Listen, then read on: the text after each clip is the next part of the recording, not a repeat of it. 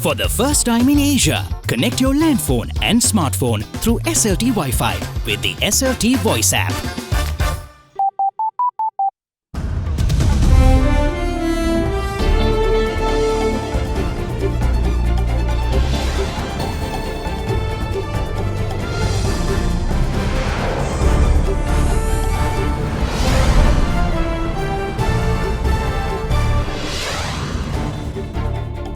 Tonight, another month of suspense. Security services retain their sweeping powers for another month. IS chief knew nothing. An IS sympathizer had pleaded with al-Baghdadi to recognize the Easter attacks in Sri Lanka. Sisira lied. Director General of National Security Studies contradicts former Chief of the National Intelligence Service. I have to say that he is lying. He lied to the PSC. Trump calculates. US President thought better of killing 150 Iranians of Iran's attack. All that and much more coming up on First at 9 this Saturday, the 22nd of June 2019. From AdaDerana, this is AdaDerana First at 9. මුහුණ සති කීපයකට කලින් Fair and Lovely men ගෑවට පස්සේ Marx අඩු වෙලා ෆෑනස් වැඩි වෙලා. Marx අඩු කරලා ඔයාගේ ෆෑනස් ස්ටෑන්ඩඩ් එක වැඩි කරගන්න. Fair and Lovely men anti-marks cream. Live from Studio 24 in Colombo.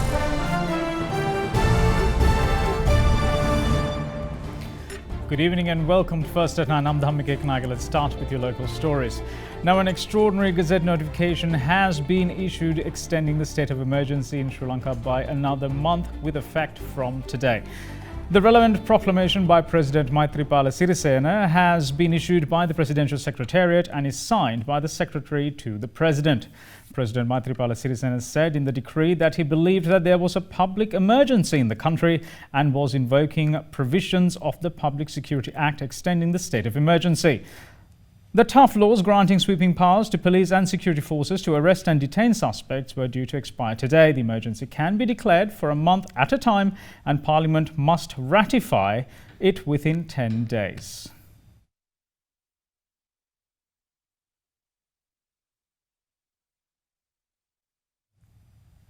Now, in the meantime, Prime Minister Ranil Wickremesinghe and State Minister of Defence Ruwan Wijewardena, along with two former law and order ministers, are to be called before the Parliamentary Select Committee probing the Easter Sunday attacks.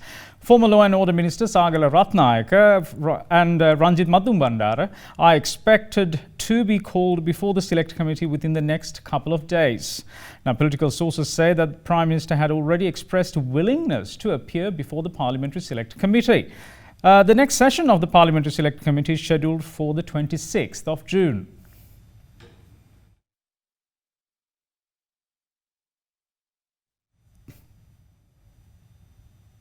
Now, moving on with other stories, two senior Deputy Inspectors General of Police, including the senior DIG of the Western Province, have been transferred with immediate effect.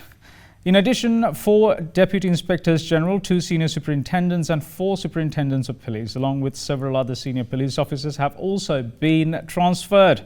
Police media spokesperson SP Ruwan Gunasekara said the transfers were given in accordance with the approval granted by the National Police Commission. The transferred cadre includes Senior DIG in charge of Northwestern and North Central provinces and the Senior DIG in charge of Western Province. Meanwhile, Deputy Inspectors General of the Colombo Division, Western Province North and Puttlam, along with the DIG in charge of Transport and Communication, are also transferred. Acting DIG in charge of Division Puttlam, in addition to Kurunegala Division, is also subjected to the move.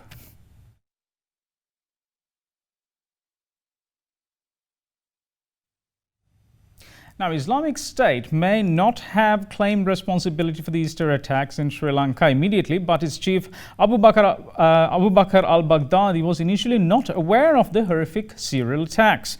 Now, a top official familiar with the probe has told media that the ongoing investigations in Sri Lanka has revealed that a local Islamist radical who is an IS sympathizer had contacted the IS leadership after the attacks. He has said that the suspect, who is now in custody, had pleaded with the Islamic State via a third party to recognize the blasts carried out by jihadists who had sacrificed their lives. Islamic State rather uncharacteristically took around 48 hours since explosions struck in the island to claim responsibility. Several anti-terror experts around the globe also cast a suspicious eye over the delay, suggesting that the attack may not have been perpetrated with the knowledge of the terror cell. The group's Amaq news agency released a visual of the Sri Lankan suicide bomber standing by a black flag of the IS, apparently pledging allegiance. The faces of all but the ringleader Zahran Hashim were masked. The report says that Sri Lankan investigators are yet to find concrete evidence of whether the local jihadists were directly connected to the ISIS. An official requesting anonymity is quoted saying they were all sympathizers of the IS, but it remains unclear how they maintained links with the IS, if in fact they did.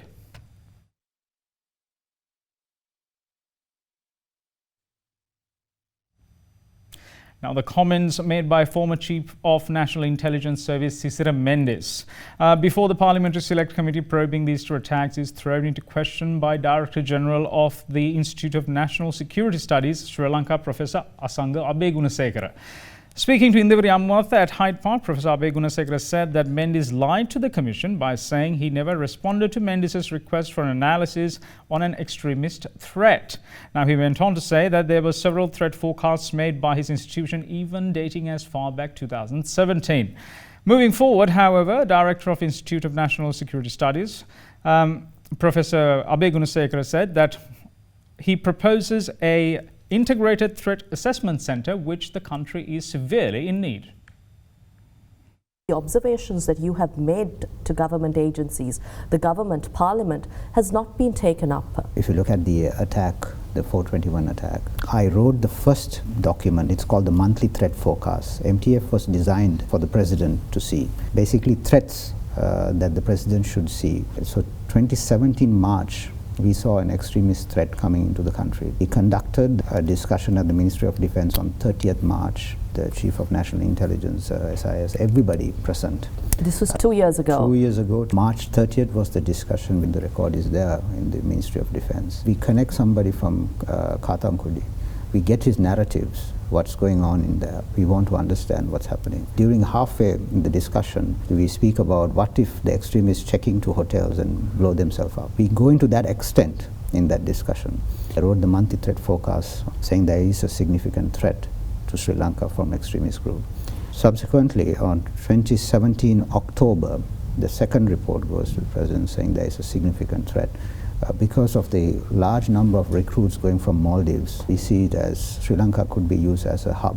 And the last one was on 2019 when the detonators were found and the explosives in Vilpattu. We saw it as a significant threat, and we again put it up, saying that there is a serious threat to national security.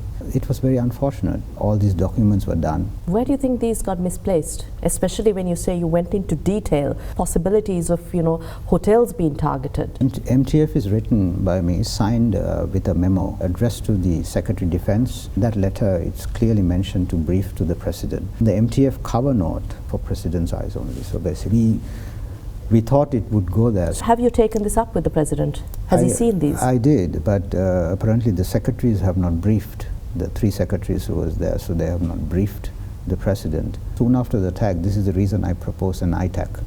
And ITAC is an Integrated Threat Assessment Center. We don't have such a thing. So that we can weigh these threats and report it to the President and institutionalize it. Basically, there will be somebody who's going to the President and speaking about it, and there will be a minute about it. The former Chief of Intelligence, Sisira Mendes, before the PSC, he mentioned your name, that he had asked you to compile observations and analysis pertaining to extremism and the work of extremists. That there was no response from your side. I have to say that he's lying. I mean, he lied to the PSC. His letter on the 23rd of March 2017, this is the reply. On the 27th of March, I've sent a reply. I don't know why he mentioned that, but we have sent the reply. There is talk about Tawhid Jamaat in March of 2017, this is. There could be more in the society. This extremism comes from an ideology as you know. It's coming from the Greek school of themos, the identity about yourself. Anyone can be radicalized, the reason the educated are getting radicalized. It's about an identity that they look for. And the young people, especially below 30, what we are fighting is a transnational threat, number one, and a threat for identity. So if Sri Lanka does not create a national identity now, there's a huge problem. Now, fresh after taking aim at the country's timber industry, President Maithripala Sirisena has shifted his attention to the sand mining industry. Speaking at an event in Polonnaruwa this morning, the head of state levelled criticism at the industry over its links to the underworld. The launch of the national program to promote sustainable sand mining ports was held in Polonnaruwa today under the auspices of President Maithripala Sirisena. Lankawe Valley Industries related to sand, rocks and soil are highly corrupt. It is the underworld that is controlling the sand business in Colombo. Sand mining ports are also affiliated with the underworld and criminals. It is very difficult to implement something good in Manampiti of Polonnaruwa. If we do so, there are instances where tipper associations and drivers behave in an unruly manner. Sand mining is not done in line with proper standards and procedures in Sri Lanka. There are various views expressed on social media calling me a sand racketeer. I have never taken anything from those sand miners.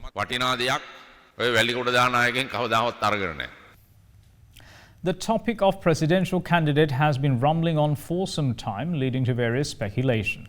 At lesser on the part of the Sri Lanka Pudujana Peramuna, the suspense will be over in August as UPFA parliamentarian Rohit Abe Gunawardena today revealed the party's plans to unveil their candidate. We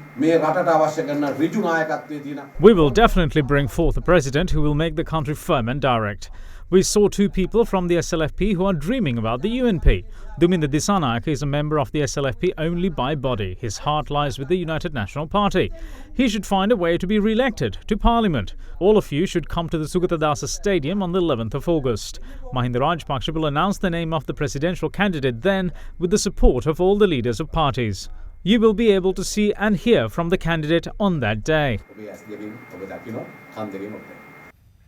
Now, Prime Minister Ranil Wickremesinghe assured that development can move ahead at faster pace than before. Speaking at an event in Monaragala, the Premier hinted that terms of development process finally lies under his authority. Prime Minister Ranil Wickremesinghe laid the foundation stone for the construction of the Hulandava roundabout in Monaragala today. Thereafter, the Prime Minister took part in the groundbreaking ceremony of the Monaragala District Sports Complex. The Premier also attended another event in Monaragala organised to hand over title deeds.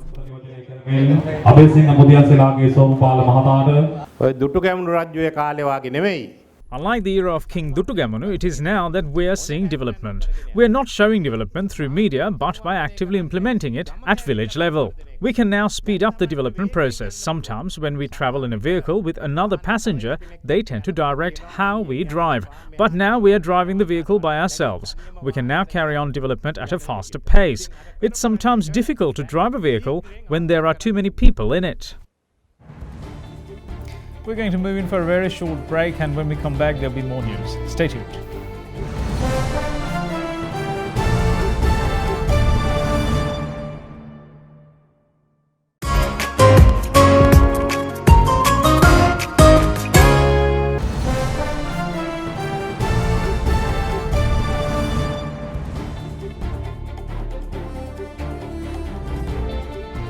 Welcome back. You're watching First at 9. Now let's take a quick look at another local story.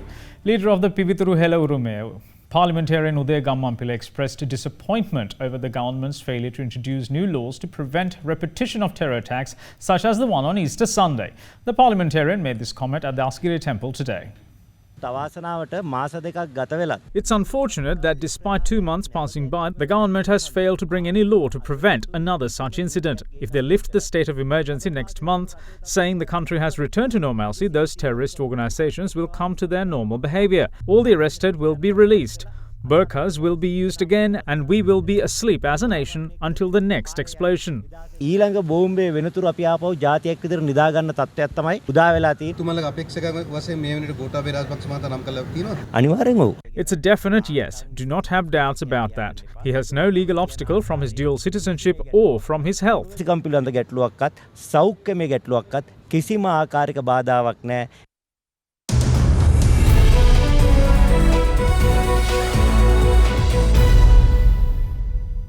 Now, from sending its first satellite into space this year, Sri Lanka has now made another leap in the field of technology.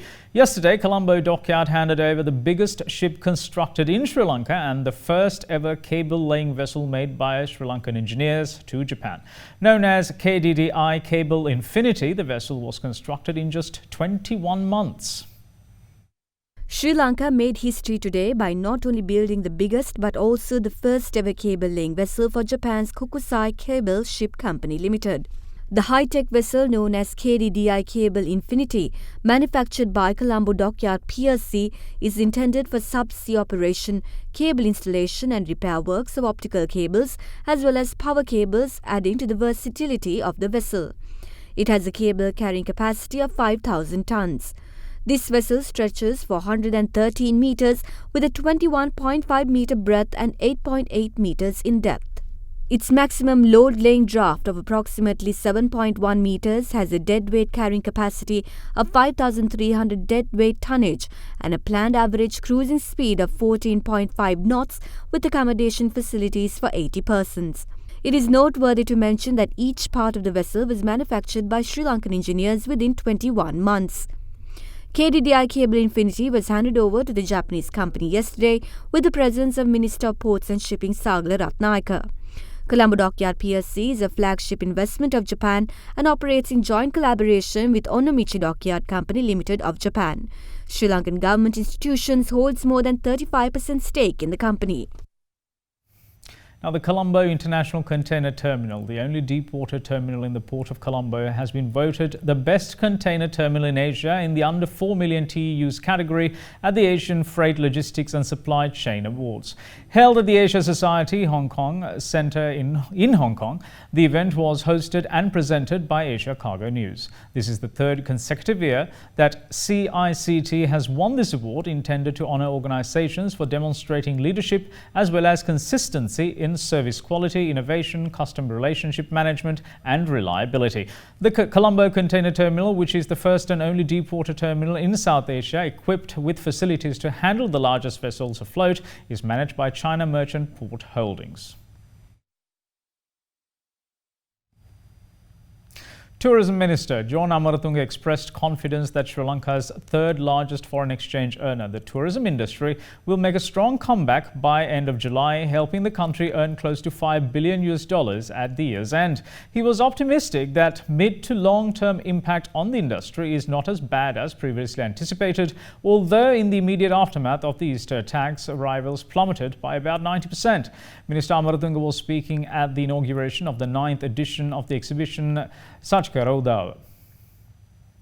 the first time, the end of the 10-year-old war, Sri Lanka's tourism industry is facing a crisis situation. We were well on course to achieve our arrival target of 3 million by the end of this year. We will have to brace ourselves to face the consequent challenges in the next few months. The good news is that the mid to long-term impact is not as bad as previously anticipated. Arrivals have begun to pick up and will hopefully increase to the pre-attack levels by the end of the year. The security, the intelligence of this country has certified that Sri Lanka is now absolutely safe. Premier of India visited Sri Lanka, which indicated that Sri Lanka was safe and there was no problem. There was a large delegation that came from Maldives. The High Priest of Thailand is coming at the end of next week. There are lots of groups that are awaiting to come back to Sri Lanka, but they say, please remove the emergency. We will be there in large numbers. The tariff imposition of the United States on China is not a solution to the economic and trade differences between the two. Now, this is the view of former U.S. Assistant Secretary of the State for East Asian and Pacific Affairs, Daniel Russel. Russel's remarks came in an interview with China Central Television. Tariffs are a very blunt instrument that do as much and in some cases even more damage to the country that is imposing the tariff as they do on the country the tariff is aimed at. In creating this leverage, isn't it also true that the Trump administration has created a great deal of ill will, a great deal of resentment, a great deal of pushback, but so far it's not creating solutions? I hope, as I think most people do, that the two leaders will re-empower their negotiators to get back to work, to pick up where they left off in the dialogue and look for the practical elements of what we actually can agree on, even if it means that there are other issues that remain unresolved and that will require further work. Can't just be brute force. Now, taking a quick look at one of the other local stories, opposition leader Mahinda Rajapaksa stresses that the country should be governed under one law. He made this remark at an event in Kegel today. වයස යන්තම් 13ක් විතර වෙන වයස මං හිතන්නේ. ඒ දරුවෙක් විවාහ කළා. 21 වෙනකොට දරුවෙකුත් ඉන්නවා දික්කසාදයක් වෙලා. එයා ඇවිල්ලා මෙයාව දික්කසාද කරේ. ඒක හේතුවක්. මෑය සෙක්ස් පිළිබඳව කිසිම දෙයක් දන්නේ නැහැ. වයස 13 දරුවගෙන් මොකද්ද බලාපොරොත්තු වෙන්නේ? ඉතින් අද සමාජයේ සමහරුට නික නීතියක් තියෙනවා. විවාහ වෙන්න පුළුවන් 4ක් පුළුවන්. මම දැක්ක එක ආණ්ඩුකාරයෙක් නිදහස් උත්සවයකට නෝනලා දෙන්නෙක් දෙපැත්තේ ගෙනල්ලා වාඩි කරලා. අපිට කමන්නේ දෙන්න නෙවෙයි 4 දෙනා ගෙනත් තියාගත්තා. හැබැයි රාජ්‍ය උත්සවයකදී ඒක තියාගන්න බෑ. ඉතින් මේ නීති වෙනස් වෙන්න ඕන. මේවා පිළිබඳව එක නීතියක් රට තුල තියෙන්න ඕන කියලායි අපි විශ්වාස කරන්නේ. We take a look at what's happening around the world after we come back from this short break. Stay tuned.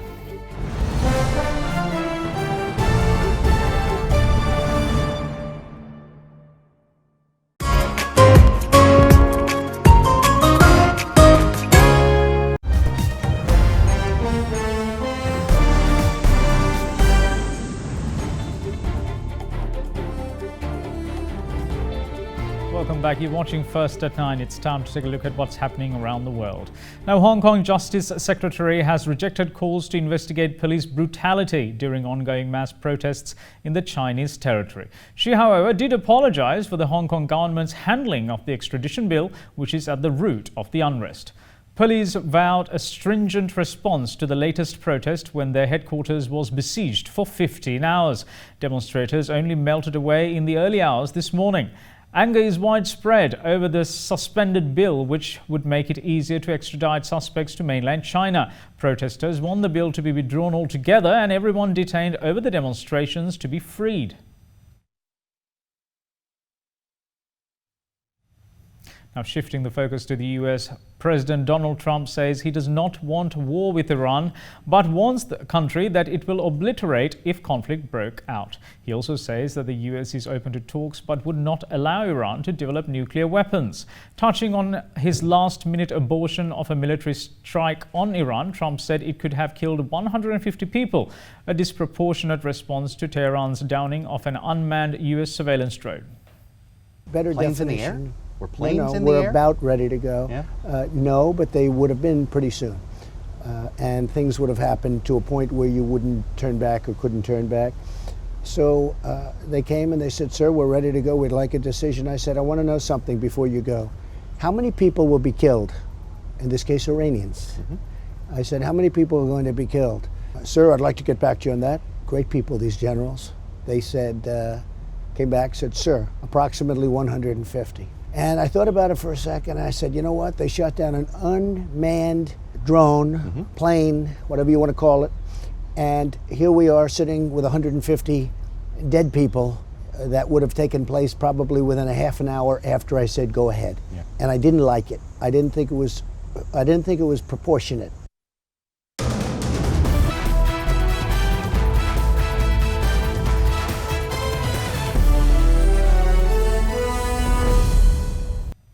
Meanwhile, in the day's other match, New Zealand are taking on the West Indies, and batting first New Zealand are currently on 241 runs for the loss of 4 wickets.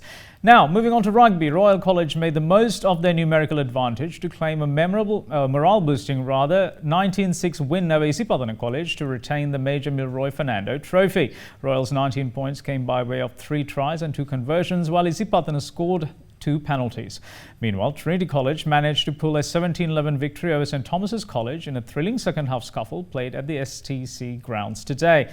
The Thermians were leading at half-time 11-7 until the Trinitians managed to claw back the game, retaining the Cannon R.S. Sherman Shield for a third consecutive year.